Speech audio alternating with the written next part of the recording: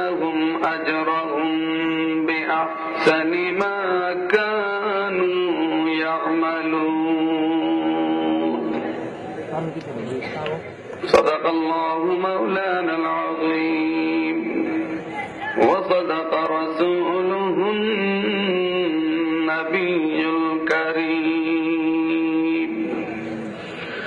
اللهم صل على محمد وعلى آل محمد كما صليت على إبراهيم وعلى آل إبراهيم إنك حميد مجيد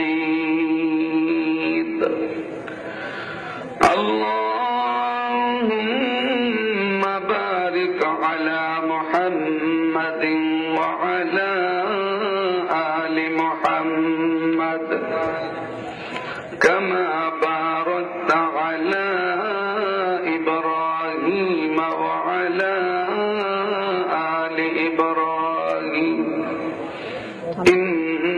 إنك حميد مجيد يا رب صل وسلم دائما أبدا على حبيبك ونبيك خير الخلق كلهم भेजा रब मेरे दुरूद सलाम बरगुज़ीदा नबी पर अपने मदाम बलगल उला बिकमाली कशफत दुजा बिजमालिही हसनत जमीउ खिसालिही सल्लु अलैहि व आलिहि।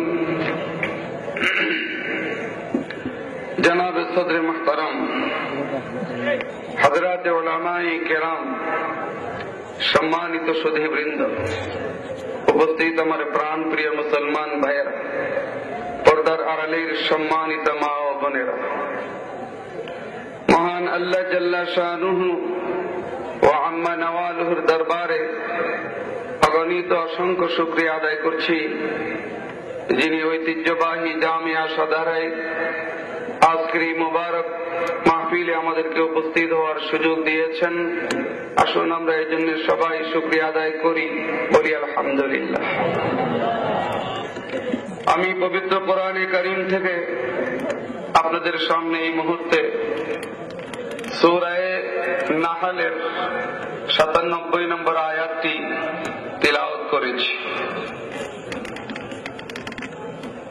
আলোচনা খুব বেশি লম্বা চড়া হবে না, যেহেতু আপনারাও প্রায় সন্ধ্যা থেকে নিয়ে বিরামহীন ভাবে পর্যায়ক্রমে বিভিন্ন উলামায়ে কেরামের জবান থেকে ধারাবাহিক আলোচনা শুনে এসেছেন। বিশেষ করে আমার পূর্বে আন্তর্জাতিক খ্যাতি সম্পন্ন বক্তা জনাব হযরত মাওলানা হাফেজ জুবায়ের আহমদ আনসারী সাহেবের সুললিত কণ্ঠে দীর্ঘক্ষণ যাবৎ আপনারা আলোচনা শুনেছেন। সুতরাং শোনার যে একটা আগ্রহ, শোনার যে একটা এনার্জি, এটা আপনাদেরও এখন একবারে জিরো পর্যায়ে। আর আমাকেও এখান থেকে আরো অনেক দূরে যেতে হবে, মৌলভী বাজারে পার হয়ে তারপরে শমশেরনগরে যেতে হবে। কথা ছিল 12টায় সেখানে গিয়ে উপস্থিত হব। জানি না আল্লাহ ওয়াদা রক্ষা করার সুযোগ দিবেন কিনা। এই জন্য সব দিক বিবেচনা করে সংক্ষিপ্ত আলোচনার পরিকল্পনা নিয়েই আপনাদের সামনে এই আয়াতে কারিমা আমি তিলাওয়াত করেছি। এই আয়াতটির মধ্যে আল্লাহ পাক রব্বুল আলামিন দুনিয়ার মানব জাতিকে লক্ষ্য করে দুইটা পুরস্কারের ঘোষণা দিয়েছেন এবং এই দুইটা পুরস্কার তিনি ওয়াদার মাধ্যমে জগতের মানুষকে ঘোষণা দিয়েছেন দুইটা শর্তের ভিত্তিতে। দুইটা শর্ত পালন করলে আল্লাহ পাক রব্বুল আলামিন দুইটা পুরস্কার দেবেন। পুরস্কারগুলি খুবই মহান, খুবই দামি, খুবই গুরুত্বপূর্ণ। এই দুটা পুরস্কার অর্জন করার জন্য মাত্র শর্ত হলো দুইটা। এক নম্বরে আল্লাহ পাক রব্বুল আলামিন বলছেন, মান আমিলা সালিহাম মিন যাকারিন আও উনসা ওয়া হুয়া মুমিন, পুরুষ হোক অথবা নারী হোক, যদি মুমিন হয়। কি হয়? যদি ঈমানদার হয়। প্রথম নম্বরের শর্ত হলো ঈমান। ঈমান হলো আমলের প্রাণ। যদি ঈমান না থাকে, আমলের কোনো মূল্য নাই। দেহের মধ্যে যেভাবে প্রাণ না থাকলে এই দেহের কোনো মূল্য নাই। দেহ থেকে রূহ বের হয়ে গেলে আমরা এই দেহটাকে আর মানুষই বলি না, বলি লাশ। ঠিক কিনা? আমরা বলি লাশ। লাশ শব্দটা যদিও আমরা বাংলায় বলে থাকি, কিন্তু মূলত এই লাশ শব্দটাও আরবি দুইটা শব্দের একটা সংক্ষিপ্ত রূপ। আসলে লাশ হলো লাশাই, এটা কোনো জিনিসই না। রূহ বের হয়ে গেলে এই দেহের কোনো মূল্য নাই, এটা কোনো জিনিসই না। ঠিক তেমনি ভাবে আমলের সাথে যদি ঈমান না থাকে, এই আমলেরও কোনো মূল্য আল্লাহর দরবারে নাই। ঈমান যদি না থাকে, আর একজন মানুষ ব্যক্তি জীবনে যতই সৎ হোক না কেন, ঈমান যদি না থাকে, একজন মানুষ যতই জনদরদি হোক না কেন, সমাজ সেবায় যতই লিপ্ত থাকুক না কেন, মানব সেবায় যতই সে লিপ্ত থাকুক না কেন, তার এই মানব সেবার জনসেবা, তার এই সততা আল্লাহর দরবারে কোনো মূল্য রাখে না। আল্লাহর দরবারে এই সততার বিনিময়ে, এই মানব সেবার জনসেবার বিনিময়ে সে কোনো বিনিময়, কোনো পুরস্কার পাওয়ার আশা করতে পারে না। হয়তো আপনারা নাম শুনেছেন, ভারতের একজন মহিয়সী নারী ছিলেন, তার নাম ছিল মাদার তেরেসা। নাম শুনে থাকতে পারে। মাদার তেরেসা নাম নিয়ে এই মহিলা ব্যক্তি জীবনে খুবই মানব প্রেমিক ছিলেন। জমিদার ফ্যামিলির মেয়ে, ব্যক্তিগত জীবনে অবিবাহিতা, খ্রিস্টান ধর্মের অনুসারী। তিনি তার সমস্ত ধন সম্পদ মানব সেবার জন্য উৎসর্গ করে দিয়েছিলেন, যেই কারণে তিনি তার মানব সেবার পুরস্কার হিসাবে এই পৃথিবীতে সর্বোচ্চ পুরস্কার নোবেল প্রাইজ অর্জন করেছিলেন। নোবেল প্রাইজ, আশা করি এই নামটা আপনারা মোটামুটি এখন ভালো জানেন। জানেন না? এই নোবেল প্রাইজের কথা আপনারা শোনেন নাই? কি বলেন, শোনেন নাই? মাত্র কিছুদিন হলো আমাদের বাংলাদেশের একজন নাগরিক, এক জেন্টলম্যান, এক ভদ্রলোক, তিনিও নোবেল প্রাইজ অর্জন করেছেন। কি নাম জানেন না? এই ভদ্রলোকের নামটা কি? ডক্টর ইউনুস আহমদ, আমাদের বাংলাদেশের নাগরিক। তিনি নোবেল প্রাইজ পেয়েছেন। এই জন্য আমরা খুব গর্বিত, আমরা খুব গর্ববোধ করছি। আমরা নিজেদেরকে এখন খুব বড় মনে করছি। আমরা কিন্তু এখন মাটি দিয়ে হাঁটি না, এখন বাতাসের উপর দিয়ে আমরা চলার চেষ্টা করি, কারণ আমরা এখন কম নই। আমাদেরই একজন নাগরিক, তিনি নোবেল প্রাইজ পেয়েছেন। খুব লাফালাফি বাংলাদেশে কিছুদিন হয়েছে, কিন্তু বন্ধুরা আমার, doctor Yunus Ahmad Nobel prize পাওয়ার কারণে আমাদের আনন্দিত হওয়ার কোন যুক্তি নাই। বরং এই ডক্টর ইউনুস আহমদ, আপনারা হয়তো লক্ষ্য করেছেন, নোবেল প্রাইজ পাওয়ার পরে একটা বারের জন্য আল্লাহর নাম নিয়ে সে শুকরিয়া আদায় করে নাই। জুড়ে বলেন ঠিক কিনা? আমার বন্ধুরা, আমরা নোবেল প্রাইজ পেয়ে গেছি, এই জন্য আমাদেরকে নিয়ে, নিজেদেরকে নিয়ে গর্ববোধ করার কোন যুক্তি নাই। তার কারণ নোবেল প্রাইজ যারা দেয়, যাদেরকে দেওয়া হয়, এ পর্যন্ত যারা পেয়েছে তাদের মধ্যে কয়জন মুসলমান, এই মুসলমানদের চরিত্র কি, ইসলাম এবং মুসলমানদের জন্য তাদের অবদান কতটুকু, এই বিষয়গুলি যদি আমরা একটু যাচাই করি, তাহলে দেখব এই নোবেল প্রাইজ যারা দেয়, যারা পায়, যারা নেয়, ইসলাম এবং মুসলমানের জন্য তাদের কোনো অবদান দূরের কথা, বরং ইসলাম আর মুসলমানদের বিরুদ্ধে যে যত বেশি ষড়যন্ত্র আর চক্রান্ত করতে পারে, নোবেল প্রাইজ পাওয়ার অন্যতম মাপকাঠি হইল এই। সুতরাং আমাদের এই বাংলাদেশের doctor Yunus Ahmad Nobel prize পাওয়ার কারণে আমাদের আনন্দিত হওয়ার কোন যুক্তি নাই, বরং নোবেল প্রাইজ এই ডক্টর ইউনূস আহমদ কেন পেয়েছে? দাবি করা হয় বাংলাদেশ থেকে নাকি দারিদ্রতা বিমোচনের ব্যাপারে এই ডক্টর ইউনূস আমাদের গ্রামীণ ব্যাংকের যথেষ্ট অবদান রয়েছে।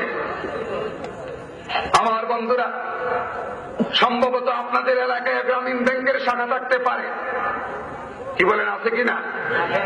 যদি থাকে আপনারা ভালো বলতে পারবেন এই ডক্টর ইউনূস আমাদের গ্রামীণ ব্যাংকের মাধ্যমে আপনাদের এলাকার একজন মানুষ গরিব থেকে ধনী হয়েছে, তার জীবনের অভাব দূর হয়েছে, এমন একটা দৃষ্টান্ত আশা করি কেউ দেখাতে পারবেন। বরং এই গ্রামীণ ব্যাংকের মাধ্যমে গরিবকে আরো শোষণ করা হয়েছে, গরিবকে আরো গরিব করা হয়েছে। এই গ্রামীণ ব্যাংকের লোকজনেরা দাবি করে থাকে তারা আত্মমানবতার সেবা করে, কিন্তু দুর্ভাগ্যের সাথে আমরা লক্ষ্য করেছি কিছুদিন পূর্বে বাংলাদেশের দক্ষিণ অঞ্চলের কয়েকটি জেলার উপরে সিডর নামে যেই ঘূর্ণিঝড় বয়ে গেছে, যেই ঘূর্ণিঝড়ের তাণ্ডবে বাংলাদেশের দক্ষিণাঞ্চলের কয়েকটি জেলা লন্ডভন্ড হয়ে গেছে, লক্ষ লক্ষ মানুষ বাড়ি ঘর সবকিছু হারিয়ে নিঃস্ব অসহায় হয়েছে। এই অবস্থায় সারা দেশের মানুষ, এমনকি সারা পৃথিবীর মানুষ তাদের সাহায্যে এগিয়ে এসেছে, কিন্তু ডক্টর ইউনূস আমাদের গ্রামীণ ব্যাংকের লোকজন, ব্র্যাকের লোকজন, আশার লোকজন, এই এনজিও গুলো ওই সমস্ত দুর্গত মানুষের সেবায় এগিয়ে যাওয়ার পরিবর্তে এই ঘূর্ণিঝড়ের আগে দেওয়া ঋণ নিয়ে এমন ভাবে তারা এই বিপদগ্রস্ত মানুষগুলির উপর চাপ প্রয়োগ করেছে তাদের ঋণ পরিশোধ করার জন্য। এরা এই একদিকে দাবি করে আত্মমানবতার সেবা, অপরদিকে এই গরিবকে অত্যন্ত নীরবে শোষণ করে এদের অর্থ আদায় করে নিয়ে 36 টাকা সুদ দিয়ে ওরা টাকার পাহাড় করে তুলতেছে, আর ইসলামের বিরুদ্ধে সেই টাকা তারা ব্যয় করছে। এই জন্যই ডক্টর ইউনূস আহমদকে নোবেল প্রাইজ দেওয়া হয়েছে।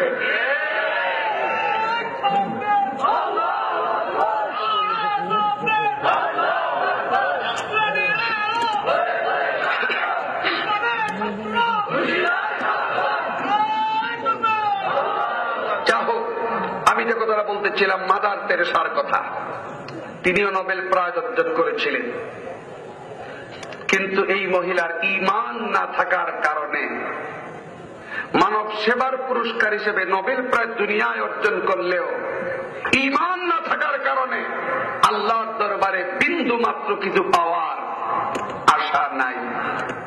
তার কারণ ঈমান নাই, ঠিক না বেঠি? তাহলে প্রথম নম্বর শর্ত হলো ঈমান।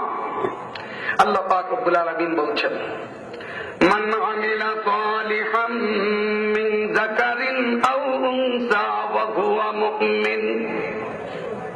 এক নম্বর শর্ত হলো ঈমান। কিন্তু শুধু ঈমানই যথেষ্ট নয়, আল্লাহর সাথে সাথে আরো বলতেছে মান আমিলা। 2 নম্বর শর্ত হইল আমল। 2 নম্বর শর্ত কি? আমল। শুধু ঈমান যথেষ্ট নয়, সাথে আমলও থাকতে হবে। আপনাদেরকে একটা কথা জিজ্ঞাসা করি, আমারও বোঝার ব্যাপার রয়েছে অনেক বিষয়ে, আপনারা দয়া করে বলুন তো, ঈমান আছে আমল নাই, এই ধরনের মুসলমান আমাদের সমাজে আছে কিনা? ঈমান আছে, আমল নাই। ঈমানটা কিরকম আছে? ঈমানের অবস্থাও খুব দুর্বল, আমল তো নাই, ঈমানের অবস্থাটা কি? দরবারের নাম ভান্ডার শরীফ, ঘুরে নুরে করে তারিফ, কেউ বলে মদিনা শরীফ, কেউ বলে খানায়ে কাবা, বলে কিনা? কয় বাবা মাওলানা মাওলানা মাওলানা, এই দুনিয়া দিতে নাই রে তুলনা, দিন দুনিয়ার মালিক বাবা মাওলানা।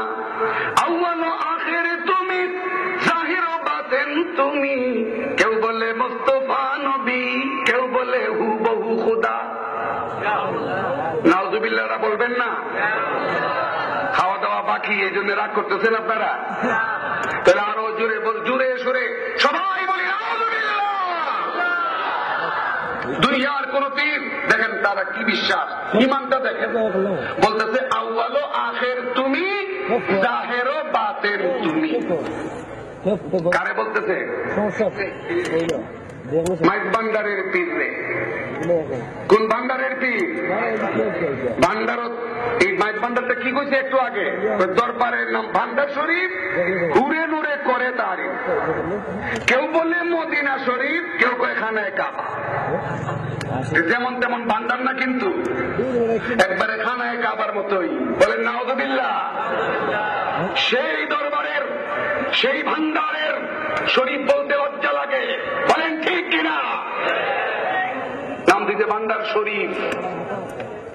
সেই ভান্ডারের পীরকে লক্ষ্য করে বলে এই দুনিয়ার দিতে দাইরে তুলনা, বাবা মাওলানা মাওলানা মাওলানা। দিন দুনিয়ার মালিক বাবা মাওলানা। দিন দুনিয়ার মালিক ওই মাইক ভান্ডারের পীর কে? আউয়াল ও আখির তুমি, জাহির ও বাতিন তুমি। এই আউয়াল আখির জাহির বাতিন এই গুণগুলি কার? আল্লাহর গুণ মাইক ভান্ডারের পীরের সাথে লাগাইতেছে। এরপরে কয় কি, এখানেই শেষ নয়, কেউ বলে মুস্তাফা নবী। মুস্তাফা নবী কার নাম? আমাদের নবী, বিশ্ব নবী মুহাম্মদুর রাসূলুল্লাহ সাল্লাল্লাহু আলাইহি ওয়াসাল্লামের নাম। কেউ বলে মুস্তাফা নবী, কেউ বলে হুবহু খুদা। এটা ইমানের অবস্থা। এটা কি ইমানের অবস্থা? আরো যদি বলি, অনেকের গায়ে লেগে যেতে পারে, অনেকের কষ্ট পেতে পারেন এই শীতের মৌসুমে। এই জন্য এই কষ্ট আর দিতে চাই না। খাজা বাবার প্রতি, মাইক ভান্ডারের পীরের প্রতি যেভাবে এই সমস্ত বিকৃত রুচির মানুষেরা, বিকৃত ইমানের এই ভণ্ড মুমিনেরা যেভাবে আল্লাহর সাথে তুলনা করেছে মাইক ভান্ডারের পীরকে, ঠিক তেমনি ভাবে আমাদের সমাজের অসংখ্য আশিকে রাসূল নামধারী ভণ্ড নবী প্রেমিক নবীকে আল্লাহর সাথে তুলনা করে। জুড়ে বলুন, এরকম ভণ্ড নবী প্রেমিক আমাদের সমাজে আছে না নাই?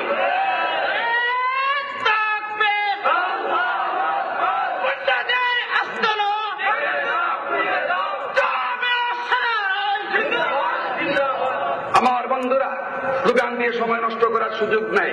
আমি সর্বোচ্চ 11:30 পর্যন্ত কথা বলবো। আপনাদের সবাইকে আমি অনুরোধ করবো অত্যন্ত বিনয়ের সাথে, আপনারা অন্তত এই সময়টুকু আমাকে দেবেন। আর এই সময়ের ভিতরে আপনারা দয়া করে কেউ উঠা বসা করবেন না, একটু নীরবতার সাথে বসার চেষ্টা করবেন। বলতেছিলাম ইমানের এই অবস্থা, এখন আমলের কি অবস্থা হবে? কর ইমানেরই যেখানে এই অবস্থা, আমলের অবস্থাটা কি? ইমান আছে, আমল নাই, এই ধরনের মুসলমান সাদারাই নাই। জোরে বলেন নাই? সুনামগঞ্জে নাই? আমার বন্ধুরা, বিস্তারিত আলোচনার সুযোগ নেই। আজকের পৃথিবীতে 600 কোটি মানুষ, এই 600 কোটি মানুষের মধ্যে 150 কোটি মানুষ, প্রতি 4 জনে 1 জন আজকে আমরা নিজেরা মুসলমান দাবি করি। 150 কোটি মানুষ এই বর্তমান পৃথিবীতে বাস করছি, আমরা দাবি করি আমাদেরকে মুসলমান। দুর্ভাগ্যের সাথে বলতে হয়, দুঃখের সাথে বলতে হয়, এত বিপুল সংখ্যক মুসলমান পৃথিবীর ইতিহাসে অতীতে আর কখনো ছিল না। অতীতের ইতিহাসে এত বিপুল সংখ্যক মুসলমানের অস্তিত্ব একসাথে আর কখনো পাওয়া যায় না। কিন্তু দুঃখের সাথে এই কথাও বলতে হয়, আজকে সবচেয়ে বেশি সংখ্যক মুসলমান বর্তমান পৃথিবীতে বসবাস করা সত্ত্বেও মুসলমানদেরকে যেভাবে পাইকারি ভাবে মারা হচ্ছে, যেভাবে মুসলমানদেরকে নির্মূল করা হচ্ছে, যেভাবে একের পর এক মুসলিম রাষ্ট্রগুলিকে টার্গেট করে পৃথিবীর মানচিত্র থেকে মিটিয়ে দেবার চেষ্টা করা হচ্ছে, ইতিহাস মুসলমানদের জীবনে অতীতে আর কখনো হয় নাই, আসে নাই। কেন? ঈমান আছে, আমল নাই। আজকে কি অবস্থা মুসলমানদের, একটা উদাহরণের মাধ্যমে বিষয়টা পেশ করি। আরো অনেক জায়গায় উদাহরণটা অতীতে আমি দিয়েছি, আজকে দিলে অসুবিধা নাই। আল্লামা ওমর পালনপুরী রহমতুল্লাহ আলাইহির নাম আপনারা শুনেছেন কিনা? বিশ্ব মুবাল্লিগ তাবলীগ জামাতের একজন বহু বড় একজন মুরব্বী ছিলেন। শুধু তাবলীগ জামাতের মুরব্বী নয়, বহুত বড় একজন আলেম ছিলেন, বুজুর্গ ছিলেন, দারুল উলুম দেওবন্দের একজন কৃতি ছাত্র ছিলেন আল্লামা ওমর পালনপুরী রহমতুল্লাহ আলাইহি। গোটা বিশ্বব্যাপী তিনি দাওয়াত তাবলীগের নিসবতে ঘুরে বেরিয়েছেন। বিভিন্ন দেশের বিভিন্ন চিত্র তিনি সচক্ষে দেখেছেন।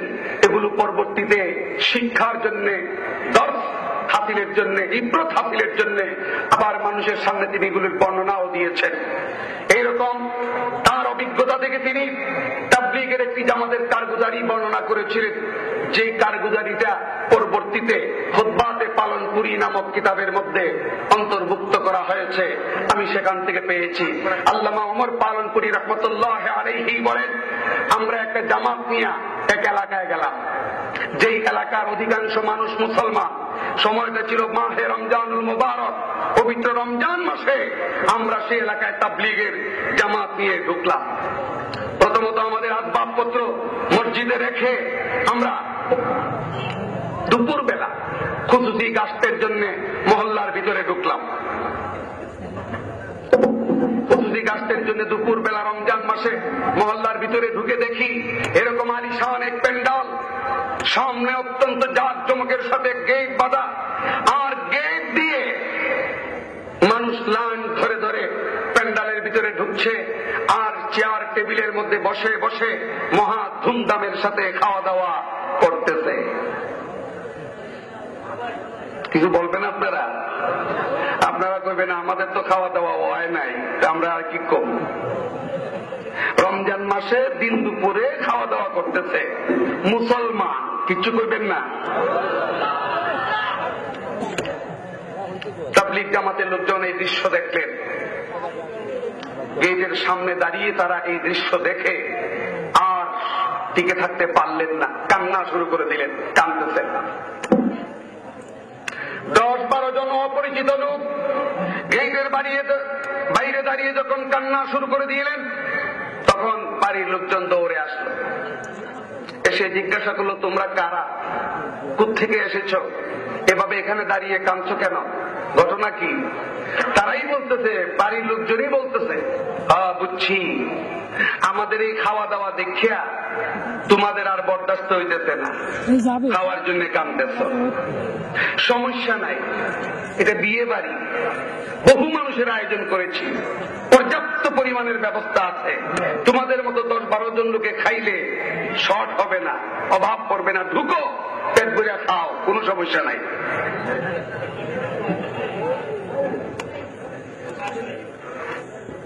তাবলীগের লোকজন আল্লামা ওমর পালনপুরী রহমতুল্লাহ আলাইহি বলেন, আমরা তাদেরকে বললাম, ও আল্লাহর বান্দারা শোনো, তোমাদের খাওয়া দাওয়া দেখে আমরা কাঁদতেছি না খাওয়ার জন্য, আমরা খাওয়ার জন্য কাঁদতেছি না, বরং আমরা কাঁদতেছি পবিত্র রমজান মাসের দিন দুপুরে এইভাবে প্রকাশ্যে আল্লাহর হুকুম লঙ্ঘন করে মুসলমান হইয়া কিভাবে তোমরা খাওয়া দাওয়া করছো। আমাদের ভয় হচ্ছে কওমে সামুদ, কওমে লূত, কওমে হুদ, এইভাবে অসংখ্য নাফরমান জাতিকে আল্লাহ পাক রব্বুল আলামিন ধ্বংস করে দিয়েছেন পাইকারি গজব দিয়ে। আমাদের ভয় হচ্ছে তোমরা যেভাবে প্রকাশ্যে আল্লাহর হুকুম লঙ্ঘন করছো, রমজান মাসে তোমরা খাওয়া দাওয়া করছো, তোমাদের উপরেও আল্লাহর পক্ষ থেকে কোন গজব চলে আসে কিনা। এই জন্য কাঁদতেছি। বিয়ে বাড়ির লোকজন বলে উঠল, আরে তোমরা কারা, কোত্থেকে এসেছো, কি তোমাদের পরিচয়, কি বলছো, কিছুই বুঝছি না, তোমাদের কথার কোনো আগামাথাও আমাদের বুঝে আসতেছে না। কিসের রমজান মাস? আমাদের এলাকায় রমজান বলতে কোনো মাস নাই। কি বলতে মাস নাই? আপনাদের এলাকায় আছে? রমজান মাস আছে, তাদের এলাকায় নাই। আছে কি তোমাদের এলাকায়? আমাদের এলাকায় আছে। জানুয়ারি, ফেব্রুয়ারি, মার্চ, এপ্রিল, মে, জুন, জুলাই, আগস্ট, সেপ্টেম্বর, অক্টোবর, নভেম্বর, ডিসেম্বর। রমজান বলতে কোনো মাস নাই। এই 12 মাসের মধ্যে রমজান নামে কোনো মাস। আশ্চর্য। মান্নাদানাম জানুয়ারি বল ফেব্রুয়ারি, বালমেদানাম সালমা পয়গম্বরি। মুসলমান আরবি মাসের সাথে পরিচয় না, পরিচয় আছে কিসের সাথে? জানুয়ারি ফেব্রুয়ারির সাথে। অথচ জানুয়ারি ফেব্রুয়ারি মাসের হিসাব যদি কেউ না রাখে, ইংরেজি মাস সমূহের হিসাব যদি কেউ না রাখে, গোটা দেশের মানুষ যদি ইংরেজি মাসের হিসাব বর্জন করে কোনো গুনাহ হবে না। কিন্তু যদি কোন এলাকার মানুষ আরবি মাস সমূহের হিসাব যদি না রাখে, 3 তারিখের হিসাব যদি সংরক্ষণ না করে, তাহলে ফরজে কিফায়া তরক করার কারণে গুনাহগার হতে হবে। আরবি মাস সমূহের 3 তারিখের হিসাব রাখা মুসলমানদের জন্য ফরজে কিফায়া। আরবি মাস সমূহের হিসাব যদি না রাখে গুনাহ হবে, কিন্তু ইংরেজি মাস বাংলা মাসের হিসাব না রাখলে কোনো গুনাহ হবে। অথচ মুসলমান দাবি করছে, কিন্তু বলছে আমাদের এলাকায় রমজান বলতে কোনো মাস নাই। তাবলীগ জামাতের লোকজন আশ্চর্য হয়ে গেলেন। তাবলীগ জামাতের লোকেরা বললেন, ও কপাল পোড়া মুসলমান, দাবি করো মুসলমান, অথচ পবিত্র কোরআনের মধ্যে শুধুমাত্র যে মাসের নামটা রয়েছে আর কোন মাসের নাম নাই, শুধু একটা মাসের নাম আছে কোরআন শরীফে। জানুয়ারি ফেব্রুয়ারি তো নাই, বৈশাখ জ্যৈষ্ঠ তো নাই, মুহররম, সফর, রবিউল আউয়াল, রবিউল সানি, এইগুলো যে 12 মাস আরবি মাস, এই আরবি মাসের মধ্যেও আর কোন মাসের নাম নাই, শুধু একটা মাসের নাম আছে, সেই মাসটা হলো রমজান মাস। কুরআন শরীফে শুধু একটা মাসের নাম আছে, শাহরু রমাদান আল্লাযী উনজিলা ফীহিল কুরআন হুদাল লিন-নাসি ওয়া বাইয়িনাতিন মিনাল হুদা ওয়াল ফুরকান। একমাত্র রমজান মাসের নাম আছে। ও কপাল পোড়া মুসলমান, যে মাসের নামটা কোরআনে পরিষ্কার উল্লেখ রয়েছে, তোমরা মুসলমান হইয়া সেই মাসের সাথেই পরিচয় নাই। কেমন মুসলমান?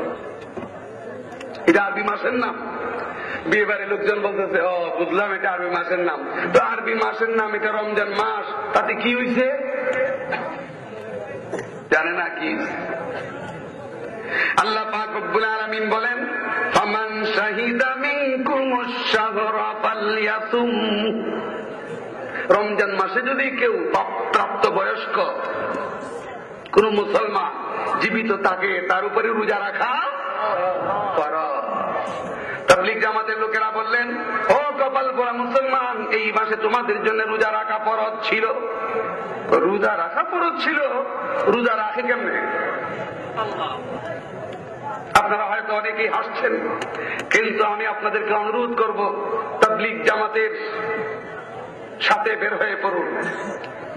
এক চিল্লার জন্য নাম লিখিয়ে বাংলাদেশের প্রত্যন্ত অঞ্চলে যান, গিয়ে দেখো মুসলমানদের কি দুরবস্থা, কি যে অবস্থা। বাপদাদা মুসলমান ছিল, শুধু এতটুকুনি পরিচয়, আর মুসলমানের কোন পরিচয় নাই। সারা বাংলাদেশ ঘুরি, মাঝে মধ্যে চোখে এই ধরনের দুঃখজনক পরিস্থিতি ধরা পড়ে। এরকম অবস্থা মাঝে মধ্যে ভাসে। এক জায়গায় গেলাম, রংপুর কুড়িগ্রাম, বাংলাদেশে এরকম জায়গা আছে এখনো। রংপুর কুড়িগ্রাম গেলাম, ঢাকার এক বড় ব্যবসায়ী নিয়ে গেল, ঠিক এরকম প্যান্ডাল, ওপেন ওপেন, কম, মধ্যে কোন বাউন্ডারি নেই, কোন পর্দা নাই, একদিকে পুরুষ আর এইদিকে নারী, ওয়াজ মাহফিল ওপেন, একদিকে পুরুষ আর একদিকে নারী, ওয়াজ মাহফিলের ব্যবস্থা। আমি হইলাম প্রধান অতিথি।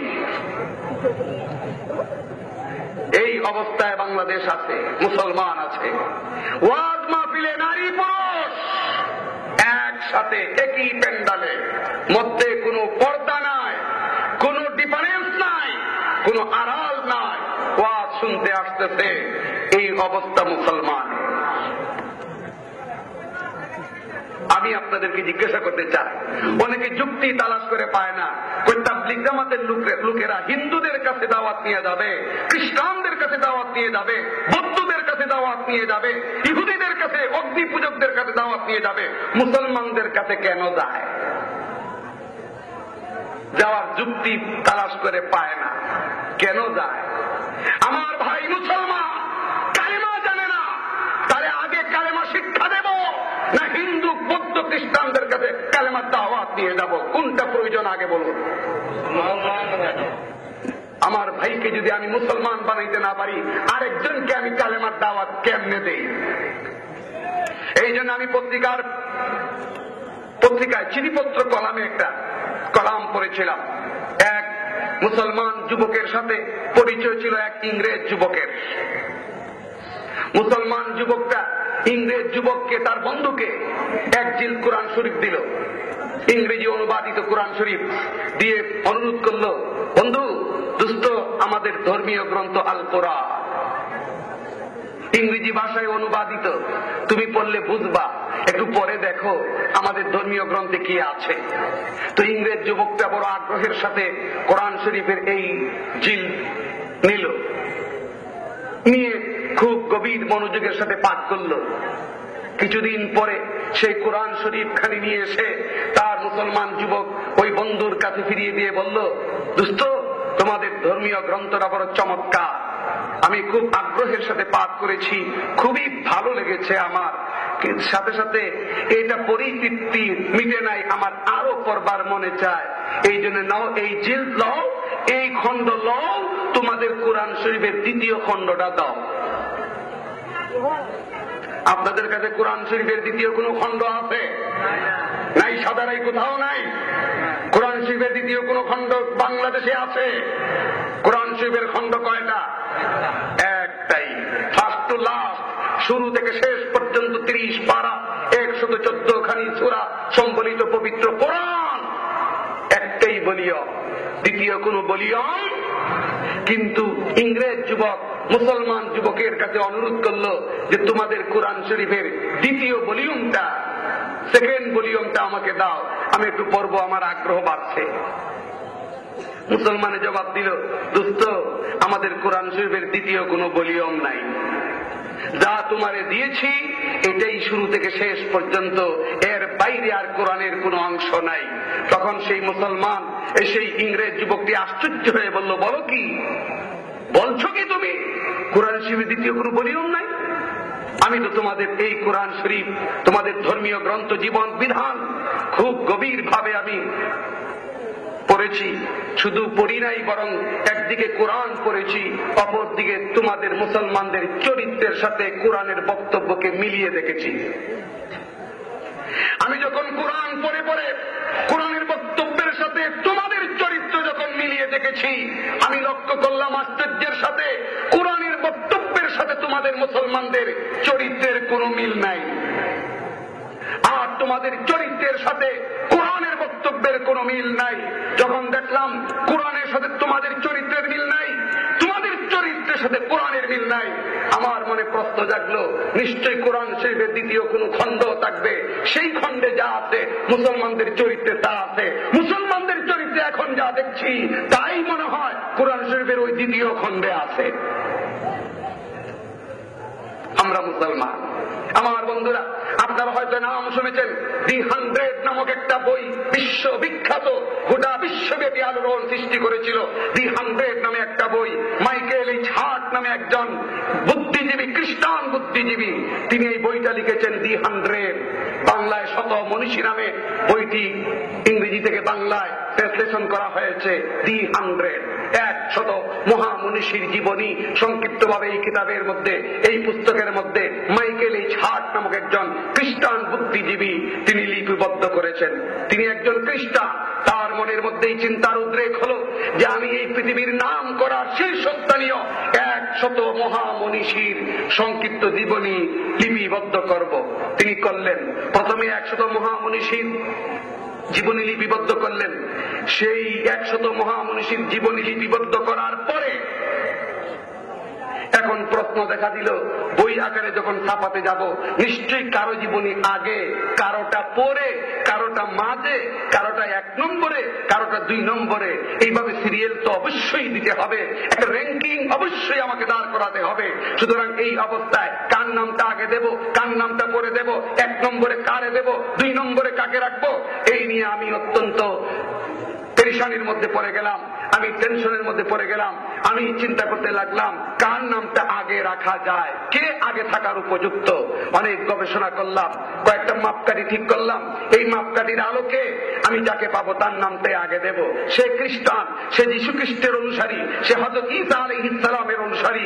এত সত্ত্বেও যখন সে মাপকাঠির আলোকে এই 100 মনীষীর মধ্যে যখন প্রথম নম্বরে কার নাম দেওয়া যায়, এটা যখন সে গবেষণা শুরু করলো, শেষ পর্যন্ত তার কাছে ধরা পড়লো 1 নম্বরে যদি কাউকে দিতেই হয়, এই 100 মনীষীর মধ্যে একমাত্র ব্যক্তি হলেন তিনি মুহাম্মদুর রাসূলুল্লাহ সাল্লাল্লাহু আলাইহি ওয়াসাল্লাম। তাকেই 1 নম্বরে দেওয়া যায়, তিনি 1 নম্বরে থাকার উপযুক্ত। অথচ সে ব্যক্তিগতভাবে খ্রিস্টান, সে তার পুস্তকের 1 নম্বরে মুহাম্মদুর রাসূলুল্লাহ সাল্লাল্লাহু আলাইহি ওয়াসাল্লামের নামটা দিয়া বই ছাপাইয়া বাজারে ছেড়ে দিল। বাজারে ছেড়ে দেওয়ার পর গোটা খ্রিস্টান জগতে হইচই শুরু হয়ে গেল। সবাই সেই মাইকেল এইচ হার্টকে প্রশ্ন করলো, ও মাইকেল এইচ হার্ট, তুমি হইলে একজন খ্রিস্টান, তোমার জন্য উচিত ছিল যীশু খ্রিস্টের নাম, ঈসা আলাইহিস সালামের নাম প্রথম নম্বরে থাকবে, তার নামটা প্রথম নম্বরে দেওয়া উচিত ছিল। কিন্তু তুমি প্রথম নম্বরে মুহাম্মদুর রাসূলুল্লাহর নাম দিয়েছো। তুমি খ্রিস্টান হইয়া মুহাম্মদুর রাসূলুল্লাহর নাম কেন দিলে? তখন সে বলেছিল, মুহাম্মদুর রাসূলুল্লাহ সাল্লাল্লাহু আলাইহি ওয়াসাল্লামের জীবনী যখন আমি পাঠ করেছি, আমি যীশু খ্রিস্টের জীবনী পাঠ করেছি, আমি মুহাম্মদুর রাসূলুল্লাহর জীবনী পাঠ করেছি, আমি মুসা আলাইহিস সালামের জীবনী পাঠ করেছি, আমি দাউদ আলাইহিস সালামের জীবনী পাঠ করেছি, আমি সুলাইমান আলাইহিস সালামের জীবনী পাঠ করেছি। কিন্তু শেষ পর্যন্ত আমি বাধ্য হয়েছি মুহাম্মদুর রাসূলুল্লাহর যে আদর্শ, তার যেই জীবনী, এই জীবনী পাঠ করে আমাকে বাধ্য হতে হয়েছে তার নামটাই আগে দিতে, কারণ তার আদর্শটাই আমাকে সবচেয়ে বেশি মুগ্ধ করেছে। যখন সেই বক্তব্য বাজারে ছেড়ে দিল, এই বক্তব্য শোনার পর কিছু সংখ্যক মুসলমান, কিছু সংখ্যক বুদ্ধিজীবী তাকে পাল্টা প্রশ্ন করলো, মুহাম্মদুর রাসূলুল্লাহর আদর্শই যদি তোমাকে এত মুগ্ধ করে থাকে, তাহলে তুমি কেন মুসলমান হচ্ছ না? তুমি মুসলমান হয়ে যাও। মাইকেল এইচ হার্ট জবাব দিয়েছিল সেই দিন, অত্যন্ত লজ্জাজনক আমাদের জন্য সেই জবাবটা। সেই জবাবে বলেছিল, হ্যাঁ, মুহাম্মদুর রাসূলুল্লাহর আদর্শে আমি মুগ্ধ,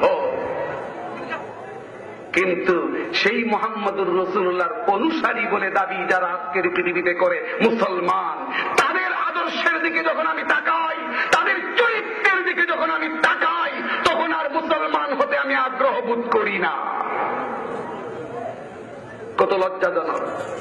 আজকে আমরা দাবি করি আশেকের রাসূল, বাবা ইয়া নবী চুটে টিকা মুশকিল, কিন্তু রাসূলুল্লাহর আদর্শের কোনো খবর নাই। এই জন্য বন্ধুরা আমার, 1 নম্বর শর্ত ঈমান, 2 নম্বর শর্ত আমল। তাও শুধু আমল না, আমল তো কলকির মধ্যে গাদা ধরাইয়া টানতেছি বেড়ে আমল করে, নারী পুরুষে একসাথে বাতি নিবাইয়া মারিফতের জিকির করে, এরা আমল করে। মাথায় 15 বছর ধরে তৈল দেয় না, সেও আমল করে। যদি বলেন করে কি করে না? সব আমল আমল নয়। আল্লাহ বলতেছেন, মান আমিলা সালিহা, নেক আমল যারা করবে, 1 নম্বরে ঈমান, 2 নম্বরে নেক আমল। তাহলে শর্ত কটা হইল? এবার আসেন, সময় খুব কম। আল্লাহ পাক রব্বুল আলামিন বলছেন, মান আমিলা সালিহাম মিন যাকারিন আও উনসা ওয়া হুয়া মুমিন, পুরুষ হোক অথবা নারী হোক, যদি ইমানদার আর নেকামল থাকে আমি 2টা পুরস্কার দেব। কে দিবে 2টা পুরস্কার? আল্লাহ দিবেন 2টা পুরস্কার। বলতেছেন পুরুষ হোক নারী হোক, পুরস্কারের বেলায় কোনো বৈষম্য নাই, পুরস্কারের বেলায় কোনো ব্যবধান নাই, পুরস্কারের বেলায় কোনো পার্থক্য,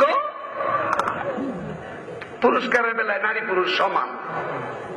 তাহলে আপনারা অনেকে বলতে পারেন পুরস্কারের বেলায় যদি সমান হইয়াই থাকে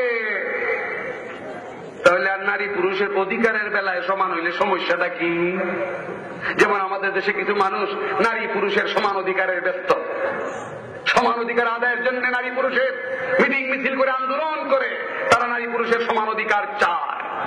তাহলে আমরাও বলতে পারি পুরস্কারের বেলায় যখন সমান তাহলে অধিকারের বেলায় সমান হবে না কেন? না, অধিকারের বেলায় সমান হতে পারে না, যেহেতু নারী পুরুষের যোগ্যতার বেলায় ব্যবধান আছে। আছে না নাই? আমার সময় কম, বিস্তারিত আলোচনার সুযোগ নাই, একটা উদাহরণ দেই। হাকিমুল ইসলাম আল্লামা কারি তৈয়ব সাহেব রহমতুল্লাহ আলাইহি দারুল উলুম দেওবন্দের সাবেক মুফতামিম ছিলেন, ভাইস চ্যান্সেলর ছিলেন দীর্ঘদিন। তার খুতবাতে হাকিমুল ইসলামের মধ্যে তিনি ইসলাম মে আওরত কা মাকাম নামে একটা শিরোনামে এই একটা প্রবন্ধ আর্টিকেল তিনি লিখেছেন বা বক্তব্যে বলেছেন, সেটাই পরবর্তীতে এই গ্রন্থের মধ্যে এসেছে, ইসলাম মে আওরত কা মাকাম। এটার মধ্যে তিনি একটা উদাহরণ দিয়েছেন নারী আর পুরুষের যোগ্যতার মধ্যে যে কি ব্যবধানটা রয়েছে। আমার বন্ধুরা, তিনি লিখেছেন এক এলাকায় ছিল একজন কৃষক, তার ছিল মাঠে অনেক জমি জমা। তার অভ্যাস ছিল, নিয়ম ছিল, প্রতিদিন সকালবেলা বাড়ি থেকে বের হয়ে যায়, লাঙ্গল জোয়াল গরু নিয়ে মাঠের উদ্দেশ্যে চলে যায়। যাওয়ার সময় স্ত্রীকে বলে যায় যে আমার জন্য ঠিক দুপুর 12টার সময় খাবার নিয়ে মাঠে যাবে। স্ত্রীকে এই নির্দেশ দিয়ে প্রতিদিন সকালবেলা চলে যায় মাঠে, গিয়ে হাল চাষ করে জমি আবাদ করে। প্রতিদিন স্ত্রী ঠিক দুপুর 12টার সময় স্বামীর জন্য খাবার নিয়ে মাঠে উপস্থিত হয়। এই নিয়মে চলছে।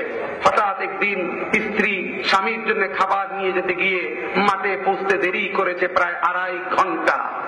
12টার সময় পৌঁছার কথা, পৌঁছেছে ঠিক 2:30টায়। এতে বেচারা স্বামীর মেজাজ বড় খারাপ হয়ে গেল। কৃষকের মেজাজ একেবারে আগুনের মতো খারাপ হয়ে গেল। পাজুন লইয়া আইলের মধ্যে বসে রয়েছে। আজকে খালি আইয়া লোক মাথা ফাটাইলে মুবারিয়া বসে রয়েছে। বেচারা স্ত্রী 2:30টার সময় যখন মাঠে গিয়ে উপস্থিত হইছে, স্বামী তো মাশাআল্লাহ পাজুন লইয়া অগ্রসর হয়েছে। শেষ পর্যন্ত যাক আল্লাহ মেহেরবানি করছে, পাজুইন আর স্ত্রীর গায়ে তুলে নাই, মারে নাই, কিন্তু মুখে অকথ্য ভাষায় এমন গালি গালাজ শুরু করে দিয়েছে যা এই মঞ্চে আপনাদের সামনে বলার উপযুক্ত নয়। গালিগালা শুরু করছে। এক পর্যায়ে বলতে শুরু করলো স্ত্রীকে লক্ষ্য করে, তোর দ্বারা আমার সংসার আর চলবে না, তুই অকর্মণ্য, তুই অলস, কাজ দেরি করে করিস। আরে তোর জায়গায় যদি আমি হইতাম, তুই 10 ঘন্টায় যা করস আমি 8 ঘন্টায় তাই করতাম।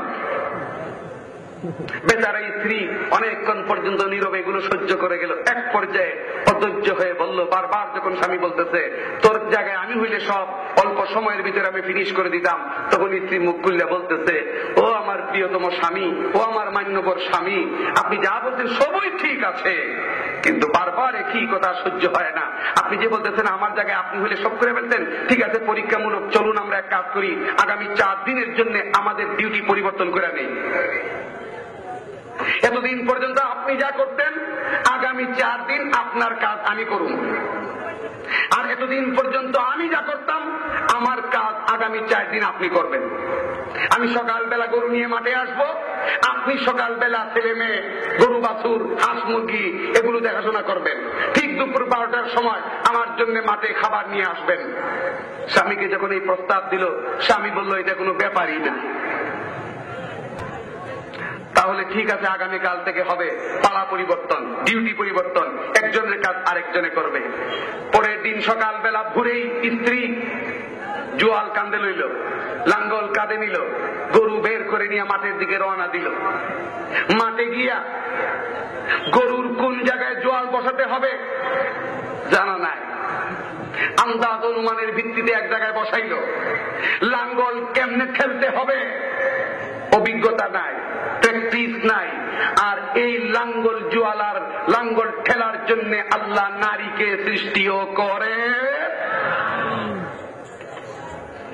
এখন বেচারি এই স্ত্রী লাঙ্গল ঠেলা যখন শুরু করেছে, দেখা যায় জমি আবাদের পরিবর্তে গরুর পা গুলি কেটে একেবারে রক্তাক্ত হয়ে গেছে, তবুও চেষ্টা করছে। আর ওইদিকে স্বামী বেচারা ঘুরে ভাবলো আজকে তো আমার মাঠে যাওয়ার কথা না, সুতরাং এত তাড়াতাড়ি খেতার নিচের থেকে উঠারও দরকার না, খেতার নিচে পড়ে রয়েছে। সকাল 9টা যখন বেজে গেল, ছোট্ট একটা বাচ্চা ছিল, 2 বছরের একটা বাচ্চা ছিল, 5 মাসের একটা বাচ্চা ছিল। 5 মাসের বাচ্চা মা দুধ পান করে গেছে যাওয়ার সময়, এই দীর্ঘ সময় গেছে, বাচ্চাটি ঘুমেছিল। যখন সজাগ হইতে ক্ষুধা লাগছে, চিৎকার করে কান্না শুরু করে দিয়েছে মায়ের দুধের জন্য। এই বাচ্চার কান্নায় ওই বেচারা কৃষকের ঘুম ভাঙছে। খেতার নিচের দিকে কচ্ছপের মতো মাথাটা বাইর করছে, বাইকের চিৎকার দিয়ে ধমক দিয়া ছেলেকে বাচ্চাকে বলতেছে কাঁদিস কেন? এই ধমকে বাচ্চায় আরো জুড়ে কাঁদতেছে, উইটে আসছে খেতার নিচের দিকে, আজকে হেঁচকা টান দিয়া কুলে নিচে নিয়া জুড়ে সরে ধমক দিয়া বলতেছে কাঁদিস কেন? কান্দিস না, চকলেট দিতেছি। 5 মাসের বাচ্চারে চকলেট দিছে, বাচ্চার কান্দন বন্ধ হয় না। দিছে বিস্কুট, তাতেও বন্ধ হয় না। আচ্ছা বলুন আপনারা, এই 5 মাস বয়সের বাচ্চার এখন কি চকলেট খাওয়ার সময় হয়েছে? বিস্কিট খাওয়ার সময় হয়েছে? এই মুহূর্তে এই বাচ্চার জন্য সবচেয়ে প্রয়োজন কিসের? মায়ের স্তনের দুধ। বলেন ঠিক না বেঠিক? এখন মায়ের স্তনের দুধের বিকল্প পরিবর্তে বাবা যদি মাথা ঢুকাইয়া দেয়, কাম হবে? কাম হবে? তাহলে আজকে আমাদের সমাজে যারা নারী স্বাধীনতার নামে নারী পুরুষের সমান অধিকারের জন্য ব্যস্ত, আমি তাদেরকে জিজ্ঞাসা করতে চাই, আইনের মাধ্যমে যদি জাতীয় সংসদে নারী পুরুষের সমান অধিকার যদি বাস্তবায়িত হয়ে যায়, আইন যদি পাস হয়েই পড়ে, মেনে নিলাম যে হয়ে গেছে, তখন নারী 2 বছর পর্যন্ত শিশুকে দুধ পান করায়, নারী পুরুষের সমান অধিকার যদি কার্যকর হয়, নারী বলবে আমার 1 বছর, তোমার 1 বছর। তো এই 1 বছরটা কেমনে কি করবেন? কম জুড়ে কিছু করা যাবে? তাহলে নারী পুরুষের সমান অধিকারের দাবি বাস্তব না অবাস্তব? যুক্তিসঙ্গত না অযুক্তি? বৈজ্ঞানিক না অবৈজ্ঞানিক? সুতরাং এই ধরনের যুক্তিহীন অযৌক্তিক কোন কাজের প্রতি কোন মুসলমানের সমর্থন থাকতে পারে না। জোরে বলেন ঠিক কিনা আমার বন্ধুরা? যাই হোক, এই বাচ্চাটারে 5 মাস বয়সের বাচ্চা পর কান্না বন্ধ করতে পারলো না। বিস্কিট দেয়, কলা দেয়, চকলেট দেয়, কাঁদতেছে, জুড়ে কাঁদতেছে বাচ্চারা। এই বাচ্চার কান্না বন্ধ করাইতে না করাইতে ওই 2 বছরের বাচ্চা খেতার নিচের থেকে ডাক দিছে মা। বাচ্চার কিন্তু এই মাত্রালা জানা নাই, মাঝে মাঠে, আর মায়ের পরিবর্তে যে আজকে বাবায় ঘরে, এই খবর কিন্তু এই বাচ্চার জানা নাই। সে তার স্বভাব সিদ্ধ অনুযায়ী জুড়ে ডাক দিল মা কইয়া। মা কয়ে যখন ডাক দিছে, মা কইস বাবা, বাচ্চা তো হতভম্ব হয়ে গেল, এটা কোন বিপদ। মা কইয়া ডাকবো না বাবা কইয়া ডাকবো। এবার খেতার নিচে দিয়ে মুখ বার করে দেখে ঠিকই বাবাই তো এখানে। কয়ে বাবা পায়খানা করবো। মিজাজ তো খারাপ, আমি বাচ্চা কান্না বন্ধ করতে পারে না। এবার কইতেছে পায়খানা করবো। কর, যেই খালি কর কইতে একবারে বালিশের মধ্যে পুরা একাকা শেষ করে দিতে, সব নষ্ট করে দিতে। এইবার তুই কি করলি? বলে তুমি কইছো যা, তাই তো করছি। এখন এইগুলি কে পরিষ্কার করবে? যাক, কোন রকমের বাচ্চাটারে টেনে হেঁচে ঘর থেকে বের করতে পুকুরে নিয়ে যাচ্ছে, এমন সময় তাকায় দেখে গোয়াল ঘরে গাভীর দুধ বাছুরে খাইয়া শেষ করে দিতে। অন্যদিন তো মহিলা ঘুম থেকে উঠে আগে বাছুর আলাদা করে, আজকে তো এই কাম করে নাই। এখন বাছুরে দুধ খাইয়া ফেলতেছে গাভীর। এই অবস্থা থেকে বাছুরে থামাইবার জন্য জোরে সুরে একটা ধমক দিছে বাছুরে। ধমকে বাছুরের চেয়ে গাবি ভয় পাইছে বেশি। ভয় পাওয়ার কারণে যে খুঁটির সাথে বাঁধা ছিল হাতকা টান দিয়া খুঁটি উগড়াইয়া এইবার গাবি দিছে দোষ। পিছনে পিছনে গাভীর বাছু বাছু বাচ্চা মায়ের অবস্থা দেখে বাছুর এবার আম্বাম্বা করা শুরু করছে। এক ভীতিকর পরিবেশ সৃষ্টি হয়েছে বাড়িতে।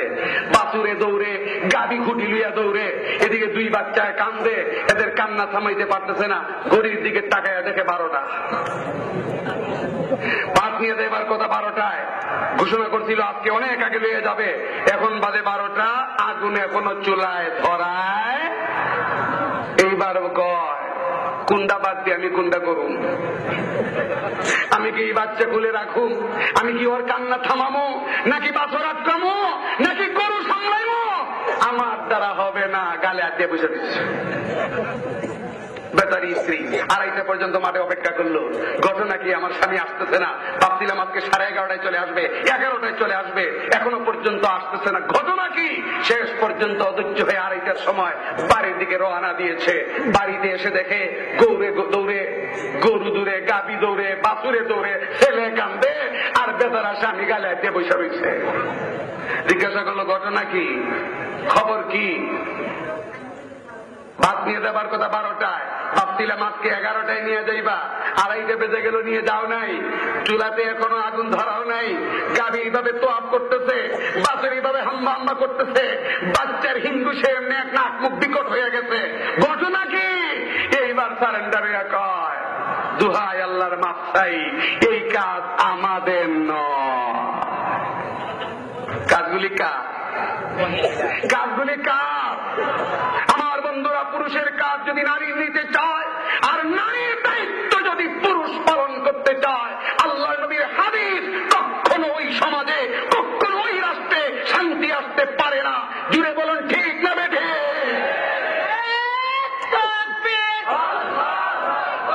সমস্যার সমাধান